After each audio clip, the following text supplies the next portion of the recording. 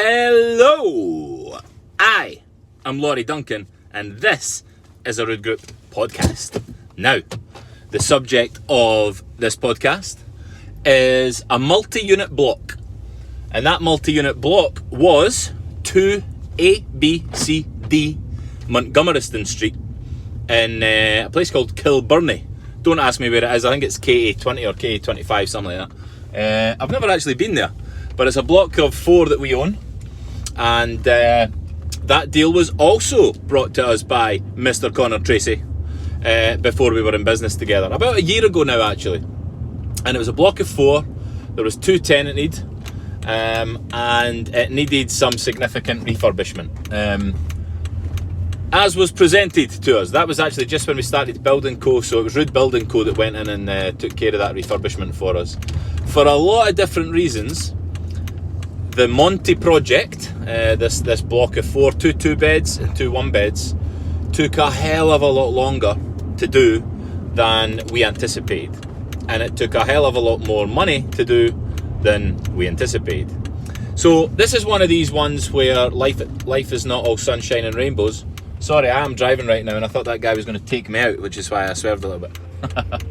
Thankfully he didn't, and I'm still here to continue the podcast.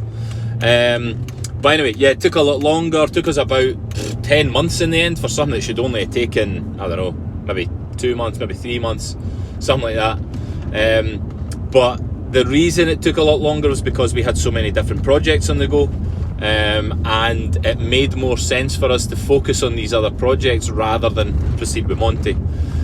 So the Building Co was kind of consumed with a lot of other stuff we had going on. Not to mention the price of materials massively increasing during that time. Yeah, you know, we found a lot of problems in the building actually. By the time we got the junkie out of one of the flats, there was needles everywhere. We had to get a specialist team to remove the needles, and you know, somebody had jammed a fork in the electricity meter and they were getting free electricity or something like that.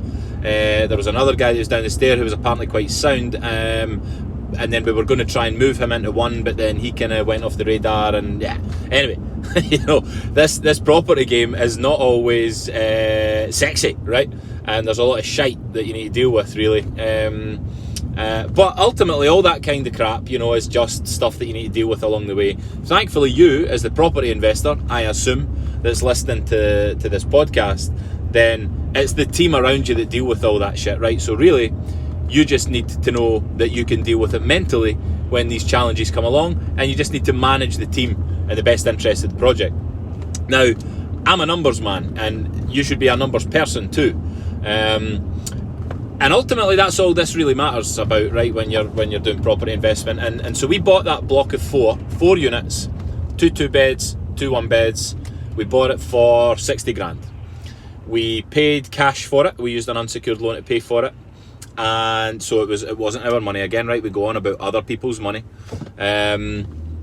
We then, after we acquired it, took private investment in on a secured basis, and we over-secured the 4 units, 4 separate securities. We over-secured to about, I think it was about, I can't even remember, but about 160 grand, say, right? So we bought it for 60, we over-secured for 160. The investors were cool with that. They effectively funded then the acquisition, albeit just after we'd acquired it. So we acquired it, then we put the securities on, which effectively is like a private refinance that you can do whenever you want, right? So that was done in maybe, I don't know, within a month, say. So we then had the acquisition cash covered, and we had, say, 100 grand to spend on the refurb, and actually that's what the refurb ended up being. We thought it was only going to be like 60, 70, but because we had damp, we had rot, we had, I mean, the joists had to come out, had to get sprayed, new floorboards, you know, all this kind of stuff. There was significantly higher investment than we had actually anticipated. But so anyway, that was the cash that funded that project, and then, you know, time went by. We got them surveyed, and we were expecting the surveys, if I remember correctly, at 40 grand and 50 grand, like 40 grand for the 1-beds, 50 grand for the 2-beds. So it was a total of 50, 50, 40, 40, 180 grand end value, right?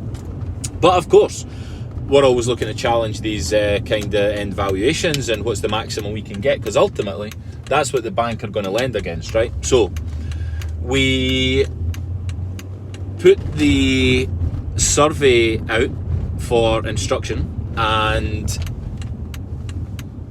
we have a good relationship with the surveyors, thankfully, and we were able to not negotiate but agree between us a higher value for these units than what we had initially based our plans on. So when the application went in, I had suggested that they should be worth 60 grand for the 2 beds and 50 grand for the 1 beds. It ended up being 55 grand for the 2 beds and then 45 grand for the 1 beds.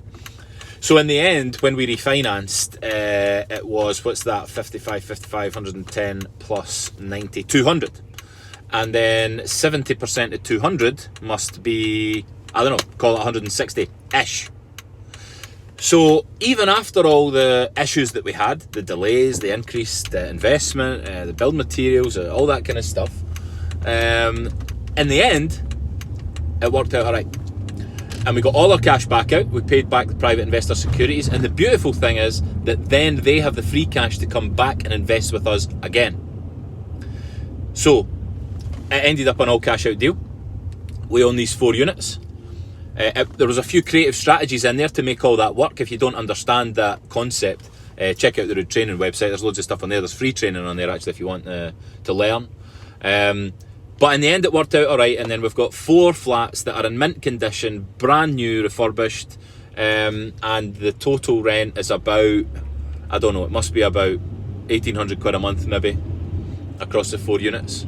Maybe like 500, 400, so that would work out, right? So it's maybe about 1,800 quid a month rent. A decent deal in the end, right? A decent deal. And because they're minted, they're nice, new, fresh, you get longer tenants, you know, they're willing to pay a little bit more for the properties and stuff, and now it's really good stock.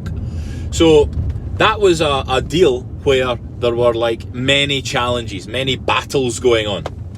And it just goes to show you that, you know, it's always all right in the end. And if it's not all right, it's not the end, baby.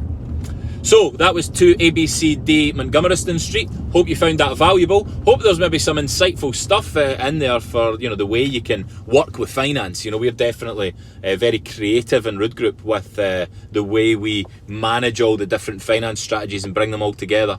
You know, it's really cool actually. And to think that only a few years ago, I wouldn't have believed that, you know, you could do that type of stuff. I don't know. Sounds like illegal or something. I assure you it's not illegal, because the solicitors are involved in all the acquisition stuff, anti-money laundering, blah blah blah. But maybe some of you out there are challenged by what I've said, you know, and that's cool. I encourage you to think a little bit differently, because when you think differently, you get different actions, right? So anyway, that was the Monty Project. Hope that was valuable to you. And if you've not subscribed to this podcast channel, baby. There's going to be tons and tons and tons of quality content coming your way very soon. So, I have been Laurie Duncan. This has been a Rood Group podcast, and I cannot wait to catch up with you again soon. Cheers.